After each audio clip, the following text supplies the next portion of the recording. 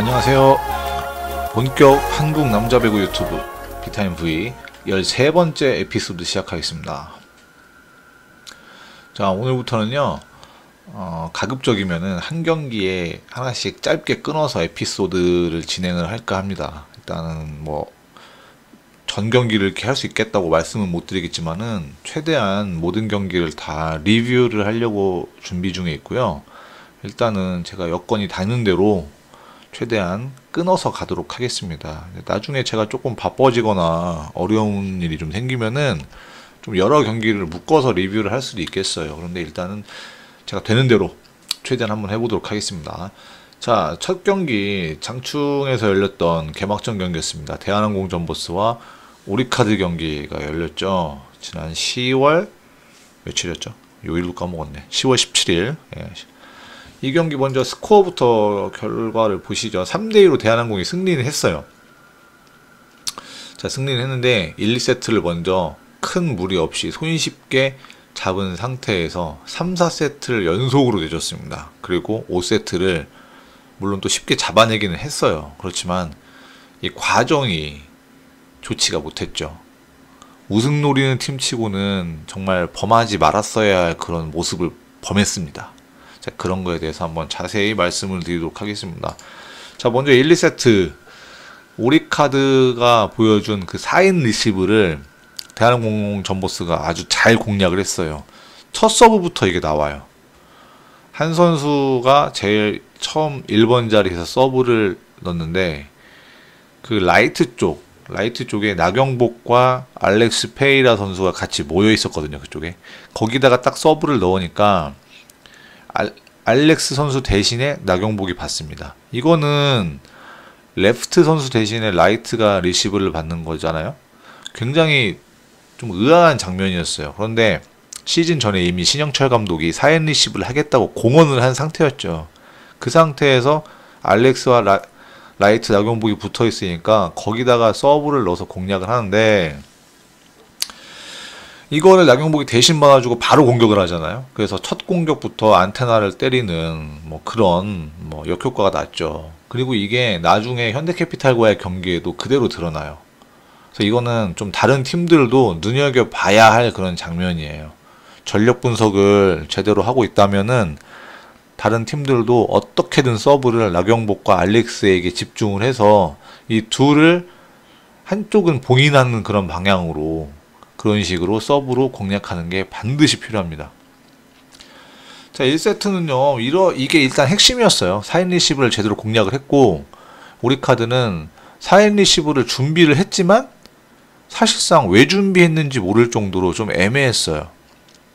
저는 4인 리시브를 쓰는 이유는 원래는 3명한테 부담되는 그 리시브 가중을 4명이 나눠 가지면서 좀 더 활발한 공격 그런 걸 이끌기 위해서 한다고 생각을 했었어요. 그런데 일단 류윤식 리시브를 봤죠. 공격 거의 가담 안 합니다. 제 기억으로 아마 이날 류윤식이 3세트에 첫 공격 득점이 나왔어요. 리베로도 아니고 세터도 아니고 센터도 아니고 레프트 공격수가 3세트에 첫 공격 득점이 나왔다는 것 자체가 사실 이상한 포인트죠. 근데 18, 19 시즌이었나요? 그때 17, 그때도 이제 아마 현대캐피탈이 죄송합니다. 삼성화재에 있을 때 포스트 시즌에서 신진식 감독이 류윤식을 이렇게 기용을 했었어요. 공격은 거의 안 시키고 리시브만 전담하고 뭐 공격은 그 당시에도 뭐 타이스하고 박철우가 다 했었죠. 근데 우리카드도 지금 그걸 하겠다는 거예요, 지금. 자, 그 다음에 이런 장면도 있었습니다. 1세트에서 아마 16대 11이었나요? 안드레아스 비에나가 알렉스를 서브로 공략을 해가지고 서브 에이스를 따내고 그 다음에 이제 이어지는 서브는 원래는 비에나 선수가 강서브를 넣는 선수인데 강서브를 대비해서 알렉스를 비롯한 다른 리시버들이 좀 엔드라인 쪽으로 한 발 정도 물러나 있는 상태니까 일부러 짧게 떨어뜨리는 서브를 넣었어요. 그래서 알렉스가 앞으로 숙이면서 쭉 팔을 뻗어보지만 그게 리시브가 안되고 바로 에이스가 됐잖아요. 근데 이런 서브를 또다시 짧게 이제 넣습니다. 자, 근데 하현용이 이거를 중간에서 끊어서 받아줘요. 보통 서브가 네트 걸려서 간신히 넘어오는 그런 경우에는 중앙 속공을 하는 센터 공격수들이 받는 경우가 종종 있기는 해요. 그런데 이거는 그런 케이스가 아니었고, 하현용 선수가 거의 어택라인 근처 뒤까지 나와 있다가 짧게 떨어지는 서브를 대신 받아주는 그런 경우였거든요. 근데 이거는 현대캐피탈이 신영석 선수 이용해가지고 종종 전에 쓰던 방식이었어요. 뭐 이른바 토탈배구라고 해가지고 누가 이름을 붙였는지 모르겠지만, 신영석 선수가 어택라인 근처 뒤까지 와서 문성민 선수 리시브를 좀 도와주는 그런 측면에서 와서 기다리고 있다가 짧은 서브를 받고 속공에 가담하는 그런 포메이션이었거든요. 근데 이거는 하현용 선수하고 신영석 선수하고 둘의 기량 차이를 봐야 돼요. 신영석 선수 같은 경우는 그렇게 리시브 받고도 바로 속공 성공시킬 수 있는 그런 운동 능력과 높이가 됩니다. 근데 하현용은 그게 안 되죠. 그럴 운동 능력이 없어요. 그러니까 이제 당연히 센터는 봉인된 상태고, 이제 누가 봐도 공격이 양날개로 집중될 게 뻔한 그런 상황이죠. 이거는 사이니시브의 의미가 없는 거예요. 공격 루트를 다양화를 해가지고 상대 블로커들 머릿속을 복잡하게 만든 다음에 그 틈을 파고들어서 공격 성공률을 높이는 게 이게 사실 리시버 숫자를 높이는 그런 이유인데, 그걸 안 하잖아요. 못 하잖아요, 그거를. 그래서 저는 이 포인트에서 사실상 1세트는 공략이 됐다고 보고요. 끝났죠, 거기서. 2세트에서는 좀 그런 부분이 있었어요. 조금 대한항공이 어려웠던 게, 한 선수하고 비에나하고 호흡이 잘 안 맞아요. 이를테면 비에나 선수가 먼저 와서 기다립니다. 토스가 늦어요. 그러니까 정확하게 최고조로 점프가 이루어졌을 때 공을 때리는 게 아니라 어쩔 수 없이 내려오면서 공을 때리게 됩니다. 이러니까 블로커들이 와서 기다리죠. 타점 낮아지죠. 그래서 좀 그러면서 블로킹에 걸리는 장면이 있었고, 이게 여러 번 나옵니다. 특히 3, 4세트에서도 계속해서 나오고, 결국 이게 문제가 돼서 풀세트까지 갈 수밖에 없던 거예요. 참 이런 부분이 있음에도 불구하고 또 우리카드도 뭔가 정상적인 경기력을 보여주지 못하니까, 또 알렉스가 라이트 쪽에서 공격하다가 정지석한테, 매치업 상대 정지석한테 블로킹을 계속 걸리죠. 그리고 서브 범실까지. 이게 사실상 2세트를 내주는 흐름으로 이렇게 넘어가는 거였어요. 근데 아까도 말씀드렸듯이 이 포인트도 또 문제가 있는 게, 목적타 서브가 정말 공략을 잘했어요, 대한항공이. 정말 목적이 있는 그런 목적타 서브였어요. 여지없이 1번 자리 나경복, 알렉스 뭉쳐있는 쪽으로 보내면서 나경복이 라이트인데 리시브를 받잖아요. 그리고 바로 공격하는 게 어색해요. 그래서 이게 그래가지고 1세트 첫 포인트부터 범실이 나왔었고요. 그래서 이것 때문에 세터 입장에서는 나경복 선수한테 공을 주기가 좀 애매해져요. 나경복 주기도 애매하고. 근데 알렉스 같은 경우도 그 당시에 이제 중앙 후위 공격, 파이프 준비가 돼 있어야 되는데, 그것도 조금 난이도가 높은 공격이라 쓰기도 애매하고, 결정적으로 파이프는 그 중앙 센터 공격수들이 먼저 함께 속공을 몇 개 심어놔야 그 타이밍을 뚫어낼 수 있는 그런 여지가 높아지거든요. 근데 중앙 속공이 우리 카드가 약하니까 파이프도 그 위력에 반감될 수밖에 없는 상태예요. 그리고 류윤식도 뭐 공격 거의 안 하는 상태였고, 이제는 줄 곳이 속공 하나였어요. 그 당시 전위에 아마 최석기 있었을 겁니다. 근데 리시브가 올라간 위치 자체도 중앙으로 세터 머리로 딱 예쁘게 올라간 게 아니라 좀 오른쪽으로 치우친 상태였고, 블로커들이 딱 거기서 두 명이나 기다리고 있는데, 거기다가 속공을 주니까 뭐 바로 셧아웃을 당한 거죠. 근데 이거는 제가 봤을 때는 정말 명백히 그 사인 리시브라는 자기 전략에 그대로 당한 거예요. 자기 꾀에 자기가 당한 거예요. 왜 썼는지도 모를 사인 리시브. 왜 하는지 모르겠어요. 사인 리시브를 하면 뭐예요? 류윤식이 공격을 안 하는데, 거기다가 중앙이 허약해서 파이프 공격하고 유기적으로 돌아가지도 못하고, 그 비중이 공격이 낮은 상황에서 사인 리시브는 저는 큰 의미가 없다고 보겠습니다. 근데 결국 이제 이걸 하는 이유는 제 생각에는 나경복이 리시브 면에서 알렉스 선수 부담을 좀 줄여주라 이런 건데, 알렉스 선수의 리시브 부담은 줄여줄 수 있을지는 모르겠는데 그 여파가 나경복 공격한테 미친다는 거예요. 나경복이 지금이야 워낙 젊고 좋지만은 리시브를 이렇게 받고 공격에서 어려움을 겪으면서도 리그 후반부에 갔을 때까지 제대로 활약할 수 있을까? 저는 그 부분에서 조금 의문이 있습니다. 자, 또 오리카드 이날 경기 보면은 좀 안 좋은 게 계속 나왔어요. 뭐 알렉스가 뭐 블로킹 당해놓고서는 어택 커버 안 됐다고 뭐 선수들 오히려 막 재촉하는 거로 있었거든요. 근데 알렉스 선수가 지금 뭐 굳이 이런 제스처를 할 필요가 있을까 싶어요.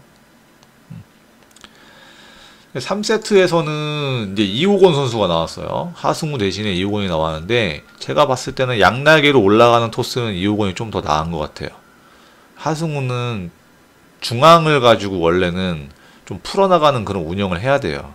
근데 그러기에는 우리 카드 중앙 공격수들이 너무 약합니다. 하현용, 뭐 최석기, 뭐 FA로 영입한 뭐 장준호까지. 그리고 결정적으로 신영철 감독 자체가 그렇게 중앙 공격 비중을 높이 세우는 감독이 아니에요. 결정적일 때일수록 날개 공격수, 특히 외국인 조합으로 가는 걸 좋아하는 그런 스타일이잖아요. 그래서 좀 활로를 뚫기가 애매했을 거예요. 본인 스타일로는. 근데 이호건이 나온 이후로는 그래서 좀 더 뭔가 나아지는 모습을 보이죠. 근데 저는 3세트에서 대한항공이 반드시 경기를 끝냈어야 된다고 보고 그럴 만한 기회도 있었어요. 그런데 한 선수와 비에나 조합이 3세트에 너무 안 좋았습니다. 처음부터 호흡이 계속 안 좋았어요.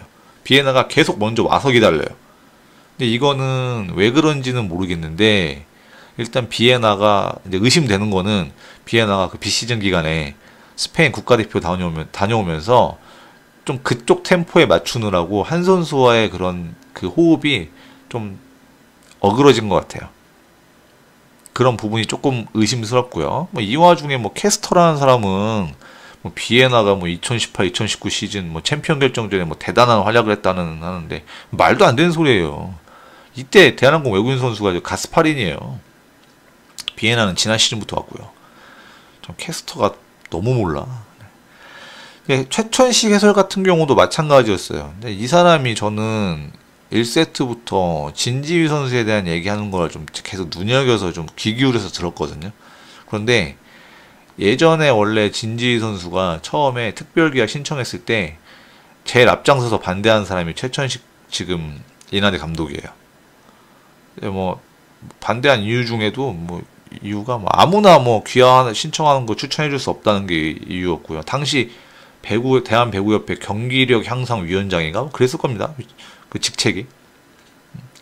또 진지위가 뭐 농구에 있는 뭐 라틀리프 지금 라거나 선수처럼 확실하게 뭐 국가대표로 뛸 만한 선수가 아니기 때문에 뭐 기아 추진해서 안 된다는 게 당시 최천식 이나대 감독 주요 그 논리였어요. 또 프로 와서 적응하는 거 쉽지 않을 거라고도 했었고요. 근데 와서 잘 적응하고 있지 않습니까? 이날 제 기억으로는 진지위가 블로킹 5개인가 걷어냈어요. 뭐 손 모양 좋다고 막 칭찬하는데 뭐 이제 와서 칭찬하는 것도 좀 낯뜨겁지 않나? 그렇게 생각이 듭니다. 자, 어쨌든 3세트 초반에 한 선수 비에나 조합이 어그러지면서 블로킹을 뭐 3개인가 연속으로 걸렸어요. 근데 저는 여기에는 한 선수 토스 문제도 있고 비에나가 뭔가 맞추지 못했다는 그런 부분도 좀 있다고 봐요. 코브컵도 뛰지 못했고. 그래서 저는 이거를 빨리 맞추는 게 급선무라고 보입니다. 또 세트 초반에 이렇게 분위기를 완전히 내준 상태에서 시작하니까 어쩔 수 없는 거고요. 자, 3세트에는 류윤식이 공격을 좀 하기 시작을 했어요. 근데 이렇게 되면은 뭐 3세트 중반까지 너무 편했던 대한항공 블로커들 머릿속이 좀 복잡하기 시작해지죠. 근데 이호건 선수가 날개 공격수 활용하는 그런 능력은 원래부터 있는 선수입니다. 근데 인하대 시절에 뭐 차지환이라든가 뭐 이런 장신 공격수를 데리고 그 큰 공격 위주 운영하는 배구로 이미 뭐 정상까지 가본 선수예요. 이제 한국전력 와가지고는 전혀 한국전력 리시브도 안 좋고 뭐 공격수가 좋은 선수 있는 것도 아니라서 어려움이 있었죠. 또 맨날 뭐 나오기만 하면 대부분 졌으니까. 자, 그러다가 이 선수가 그 한국전력이 박철우를 영입하면서 FA 보상 선수로 삼성화재로 넘어갔었잖아요. 그리고 다시 트레이드로 우리카드 유니폼을 입었습니다. 자, 그래서 저는 뭐 날개 위주의 공격 운영이라면은 이호건이 더 나을 수도 있다고는 봐요. 근데 이거는 좀 더 두고 봐야 될 거고요. 왜냐면은 이호건 선수가 팀에 합류한 지 얼마 안 됐으니까 실전 경험이 부족합니다. 아무래도 우리카드 입장에서는. 자, 저는 이제 나경복이 자꾸 알렉스 대신 리시브를 받아주는 장면을 볼 수가 있었는데요. 많은 팬들도 보셨을 거예요. 근데 저는 이럴 거면 굳이 왜 알렉스를 뽑았는지 좀 의문이에요. 그냥 해외 리그에서 충분히 실적이 있었던 검증된 거포 자원을 뽑았으면 되는 거거든요. 나경복은 그냥 레프트로 쓰고 대각에 뭐 류윤식을 놓든 뭐 한성정을 놓든 하고 뭐 라이트 외국인 쓰면 되는 건데 굳이 뭐 라이트 나경복? 저는 납득할 수가 없습니다. 제가 팀별 시즌 예상에서도 나경복 선수 라이트로 돌리는 거는 이건 모험수라고 분명히 말씀드렸었어요. 자, 3세트에 대한항공의 약점이 좀 드러났어요. 아무래도 우승 노리는 팀 치고는 센터에서 좀 높이가 문제가 될 수 있다. 속공에서 좀 어려움이 있을 수 있다. 이런 말씀 드렸었거든요. 진지위는 잘할 만한 선수이긴 하지만 아직 경험이 부족하고 나머지 이제 영입한 선수 뭐 이수왕, 한상길 이런 선수 중량감 떨어집니다. 근데 지금 이수왕 선수가 제일 많이 나와요. 또 이제 유광호하고 합이 잘 안 맞은 상태에서 속공 범실도 있었고요. 또 한상길 선수가 잠깐 들어가지고 서브도 넣었잖아요. 서브가 원래 이 선수가 처음 현대캐피탈 지명됐을 때는 원포인트 서브로 나오면서 에이스도 종종 하고 강한 서브를 넣던 선수였어요. 그런데 OK저축은행 뭐 거쳐가지고 지금 온 상황 대한항공 와서 서브 넣는 거 보니까 전혀 그런 매서운 맛이 없어요. 이러면은 감독이 기용한 이유가 없어지는 건데 왜 그런지 모르겠습니다. 뭐 3세트 마지막 포인트가 한상일 선수 더블 컨택 범실이었죠. 아, 이런 것도 좀 말씀을 드려야 될 것 같아요. 비에나가 공격을 하고 라이트에서 공격을 하고 1번 자리로 서브하러 올라갑니다. 그러면은 그 포인트에서 서브 넣고 다음 넘어갈 때 유광으로 거기를 바꿔요. 아니면 좀 빨리 바꾸는 타이밍에서는 아예 서브 넣을 차례 때 유광으로 바꿉니다. 그리고 라이트 세터 포지션 자리를 한 선수에서 임동혁으로 바꿔요.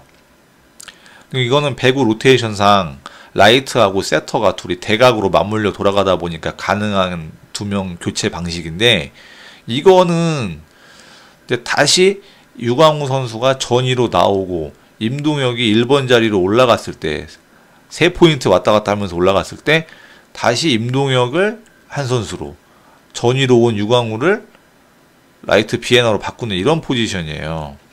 저는 이거는 임동혁 선수를 쓰기 위한 그리고 한선수 선수의 체력을 좀 세이브를 해주면서 유광으로 대신 들어가서 후위에서 수비가 좋은 모습을 기대하는 그런 조합이라고 봅니다.